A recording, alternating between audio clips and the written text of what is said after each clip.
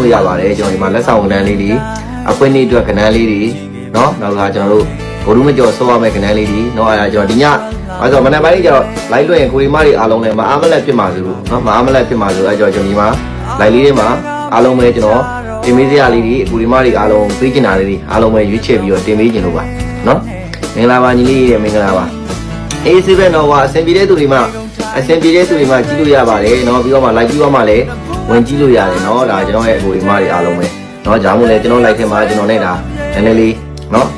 ဟိုအဆင်ပြေမယ်ဆိုရင်လည်းကြည့်ပေးပါ like လေးပါပြပြအစအဆုံးပေါ့เนาะအဲ့တော့ဗာပဲဒီ like လေးကိုကြည့်လိုက်ပါเนาะဒီ like လေးကိုကြည့်တော့ကိုဒီမတွေအားလုံးအတွက်เนาะဒီမှာအဆင်ပြေမဲ့အားတွေပဲကျွန်တော်တီးတဲ့ထုတ်ပေးရတယ်เนาะအဆင်ပြေမဲ့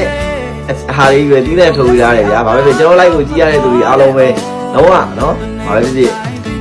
အဆင်ပြေအောင်နော်အကောင်းဆုံးလေးတွေဖြစ်အောင်နော်အကောင်းဆုံးလေးတွေပဲဆိုပေးရတယ်မင်္ဂလာပါညီလေးရဲ့မင်္ဂလာတိုက်တဲ့အချိန်လေးနဲ့ညီလေးအားပေးပါတယ်ဟုတ်ကဲ့ပါ